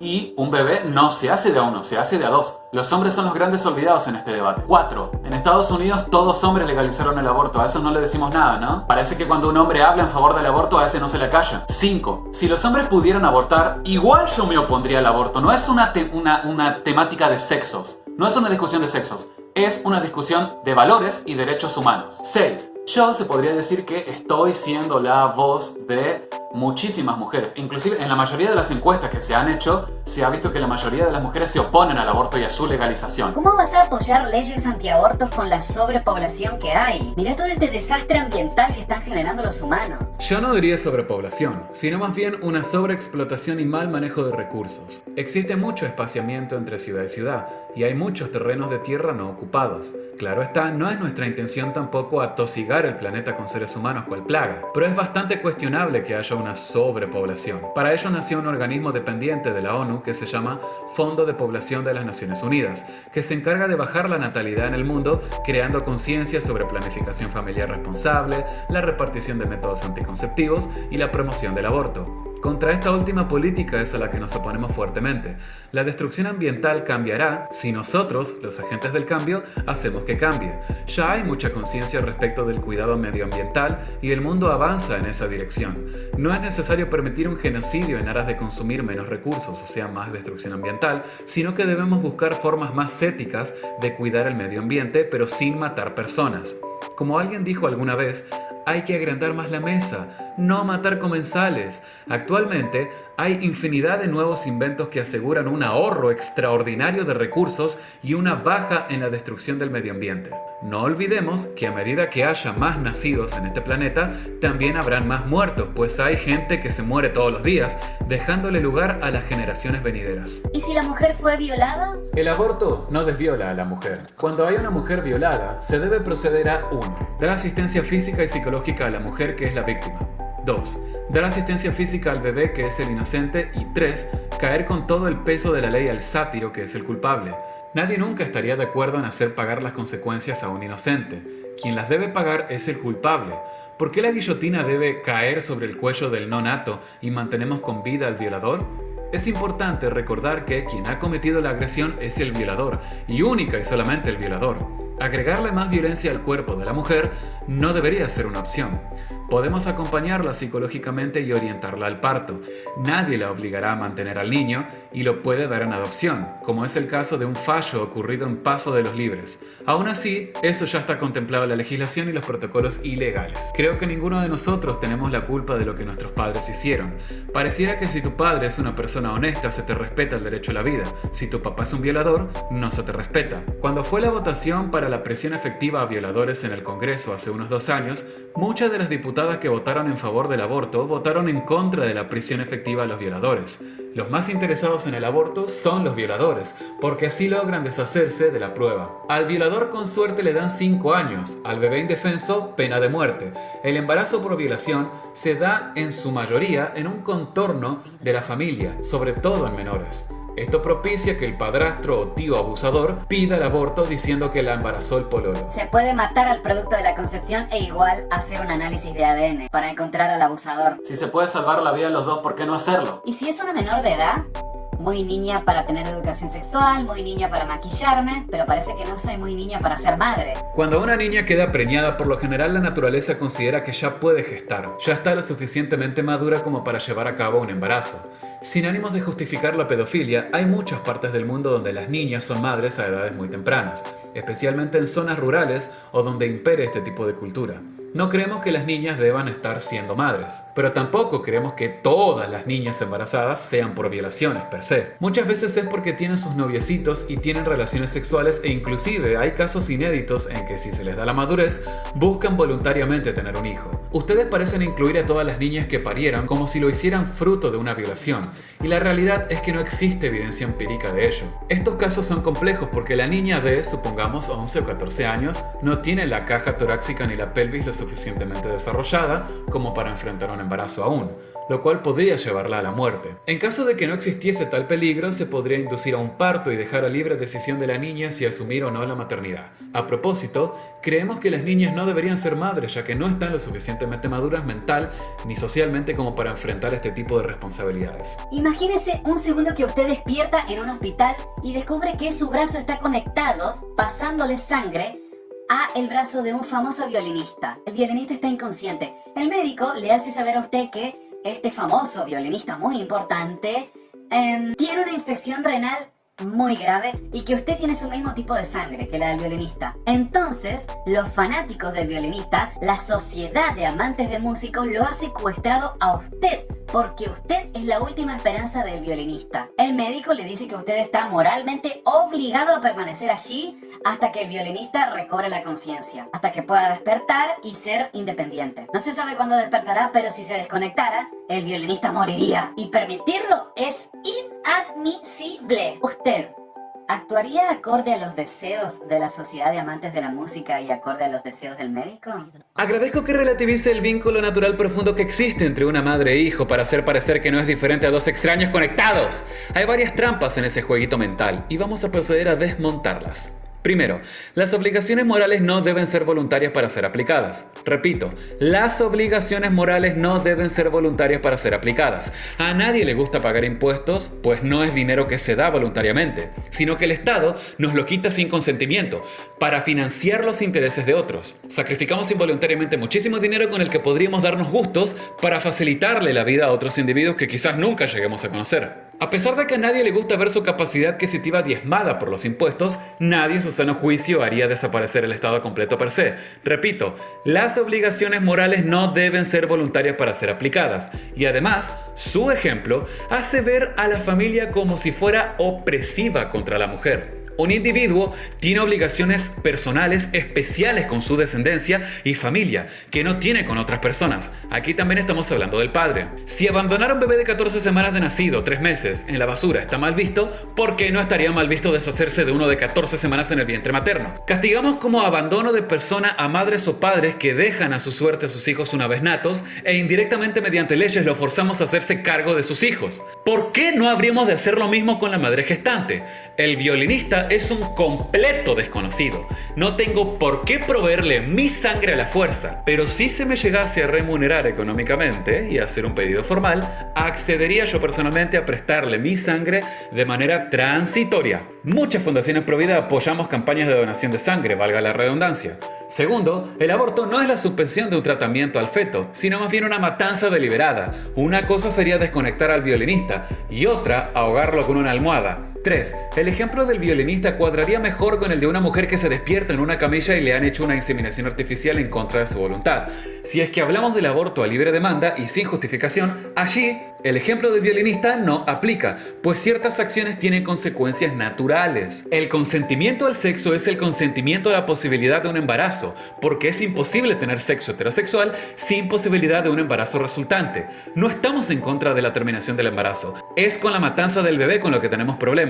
El parto vivo sería una excelente manera de terminar el embarazo, que apoyamos plenamente. El ejemplo del violinista pretende ponernos entre la espada y la pared y ubicarnos como providas contradictorios si le negamos la sangre, pero la realidad es que en el embarazo existe una posibilidad real de salvar ambas vidas. En el caso del violinista no, y ya veremos eso más adelante. En la actualidad no es posible interrumpir el embarazo sin matar al bebé, así que la madre tiene responsabilidad de mantener con vida ese bebé, aunque no fuera previsto. El vínculo madre-bebé es más fuerte que un desconocido conectado a tu brazo. 4. El violinista es un hombre. Las feministas odian a los hombres. Está completamente crecido, o sea, es adulto. Es viejo, ya ha vivido muchos años. Tiene riñones fallantes, o sea que no le quedarían muchos años de vida. Es famoso, por lo cual es rico y seguro ha gozado de una vida llena de gustos que la mayoría de nosotros no podemos.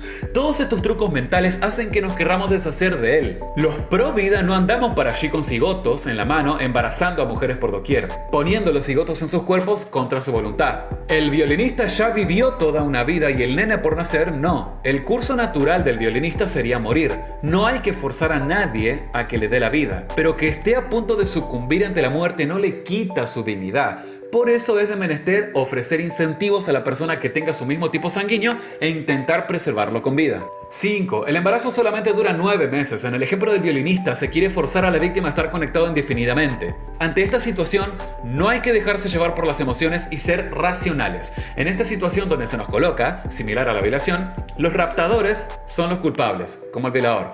El secuestrado es la víctima, como la mujer violada.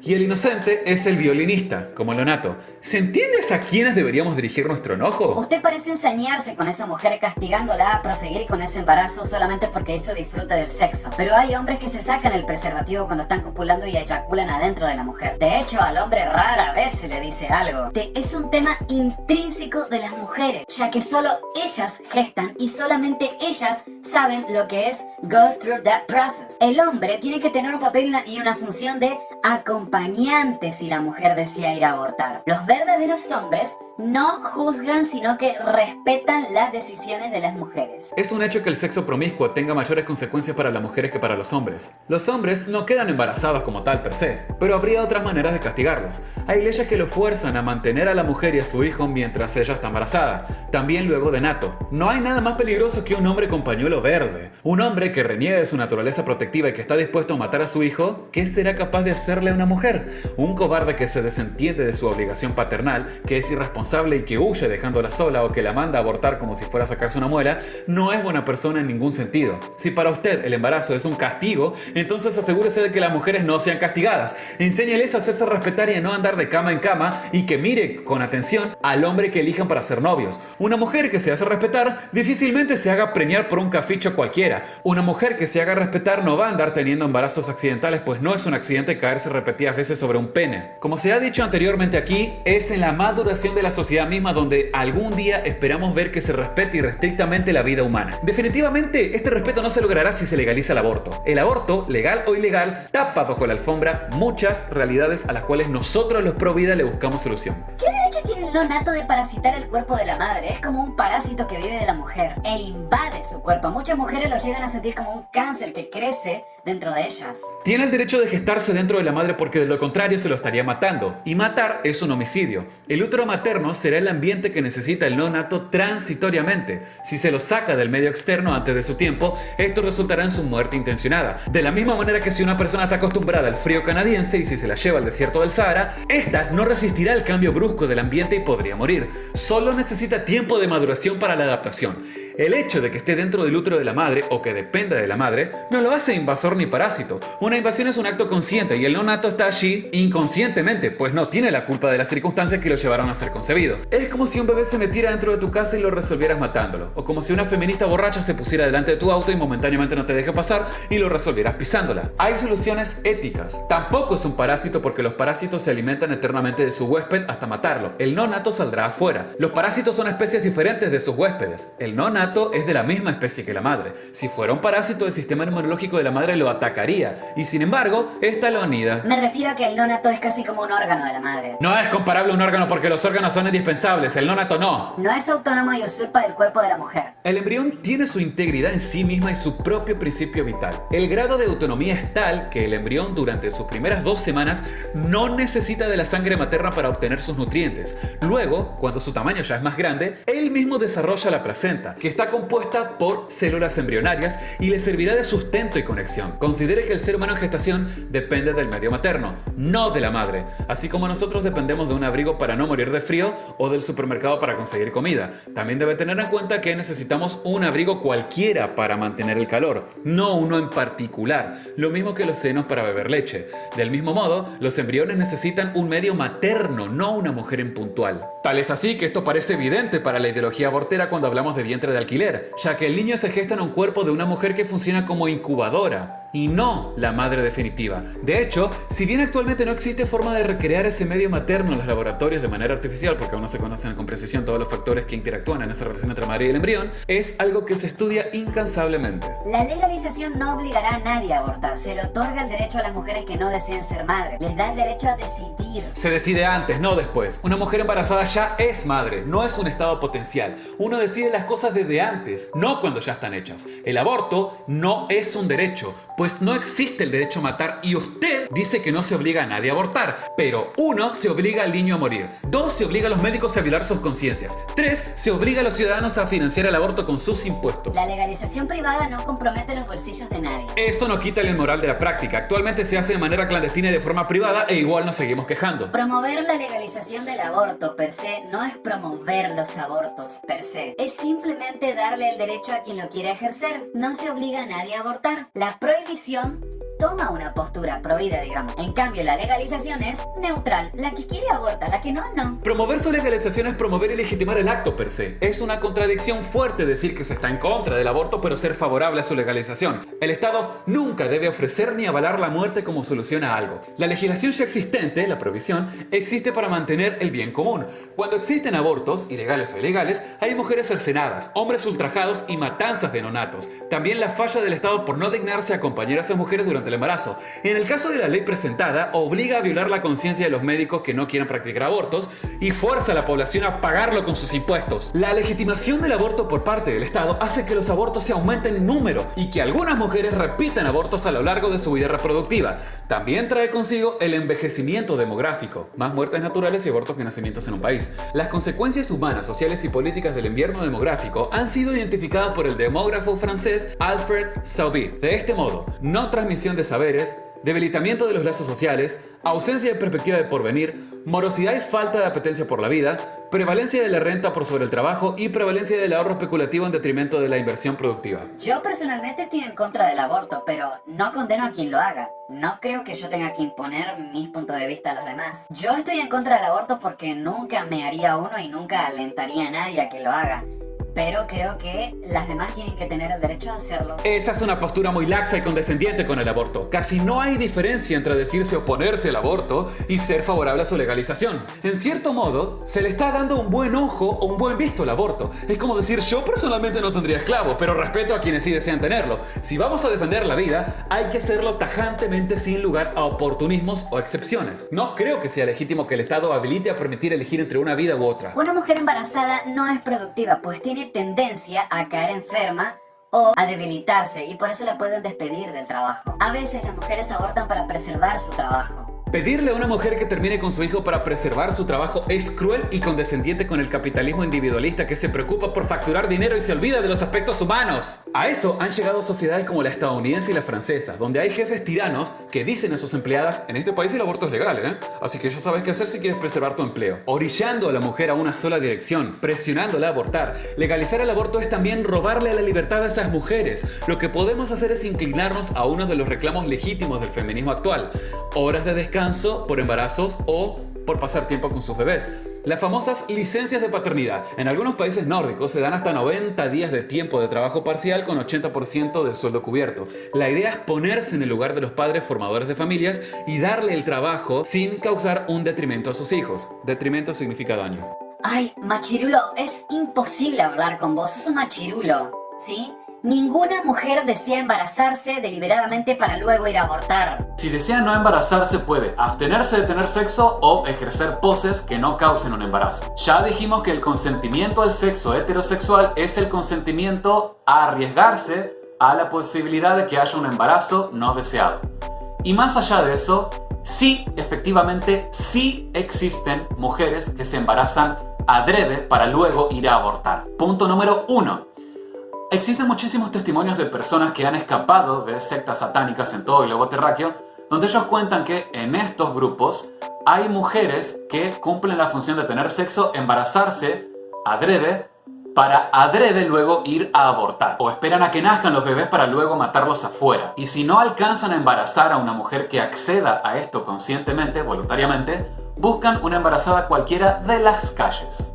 ¿Se han preguntado ustedes a dónde van a parar esas mujeres embarazadas que desaparecen sin dejar rastros? ¿Se han preguntado ustedes a dónde van a parar esos niños o bebés que desaparecen misteriosamente? Casi siempre estos ritos ceremoniales son celebrados por satanistas y encima hasta tienen el descaro de mostrarse abiertamente en favor del aborto. Solo por citar un ejemplo, el templo satánico de Estados Unidos no oculta sus intenciones de celebrar el aborto como si fuese un rito religioso. Y no es de extrañar que hagan un fuerte activismo abortista, proabortista. Algunos grupos de culto de la iglesia de Satán celebran los rituales de aborto dentro de las clínicas. Y la contraparte de ellos son 40 días por la vida. Les dejo un paper de psiquiatría donde se estudia el rol del sexo y el embarazo dentro de estos grupos. Y también les dejo 2 informes del Departamento de Justicia de Estados Unidos, donde también se denuncia el uso del aborto dentro de estos grupos. ¿Se acuerdan de que les mencioné 40 días por la vida?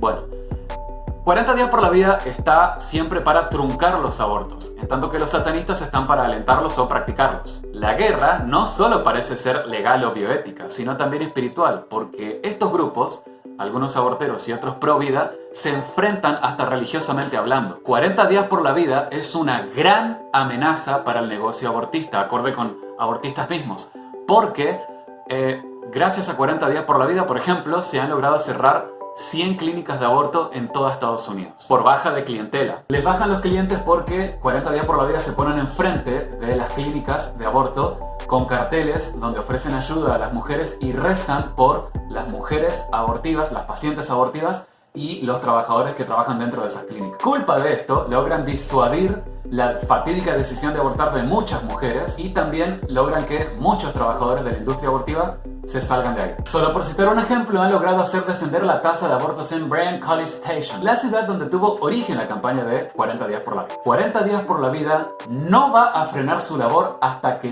todas y cada una de las clínicas de aborto en el mundo sean cerradas.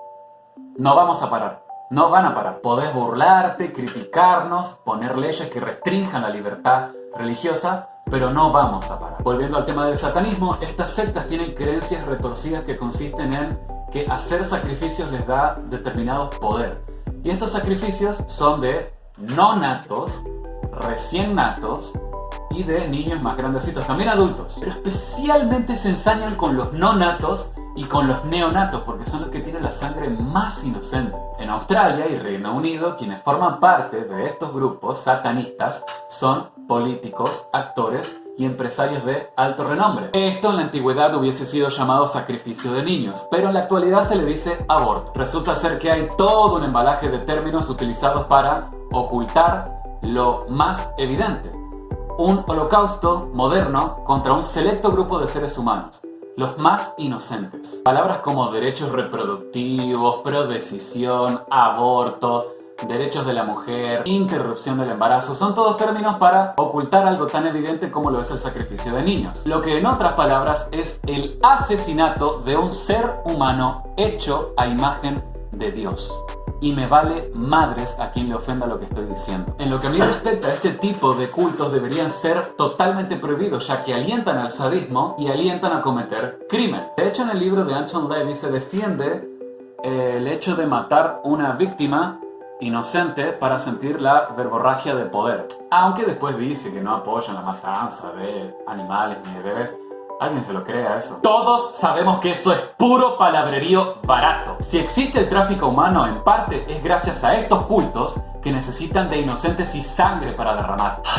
Pero bueno, todo esto era para decirles que efectivamente sí hay mujeres que se embarazan adrede para ir a abortar. En los datos van a encontrar, o en el blog que les voy a dejar, mejor dicho, van a encontrar todas las noticias, pruebas, testimonios que pude encontrar. Y punto número 2. En México se ha pagado $1,400 a mujeres para que se embaracen artificialmente, les practicaron inseminación artificial, para que se embaracen a propósito y para que después aborten química y quirúrgicamente, ¿sí?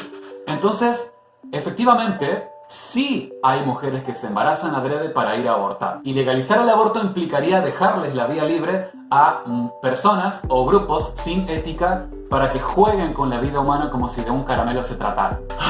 Pero bueno, hasta aquí llegamos con los argumentos filosóficos. Espero que les haya gustado, que hayan aprendido, que hayan tomado nota, o espero haberlos hecho reflexionar al menos. Recuerden que abajo les dejo un Word para que puedan descargar y allí tienen todas las objeciones y las refutaciones para que puedan leerlas. La próxima clase será sobre cómo rebatir argumentos legales, así que atentos. Y no pensaba hacerlo, pero lo tengo que hacer, siento que lo tengo que hacer. Si se me permite informarles, aquí en mi ciudad hay 2 fundaciones pro vida que se caracterizan por hacer nada en contra del aborto. No hacen absolutamente nada. Sus fundadores y directores o sus integrantes, a pesar de que tienen inclusive los recursos para hacer algo en contra del aborto, la verdad es que no hacen nada. Así que con una amiga decidimos, ella y yo, fundar una organización que luche en contra del aborto. Nuestro objetivo va a ser primordialmente: 1. Concientizar en contra del aborto, brindando información mediante stands informativos, repartición de folletos, llevando información a radio, televisión, en las escuelas, a la ciudadanía, al público en general, digamos, etc. Y 2.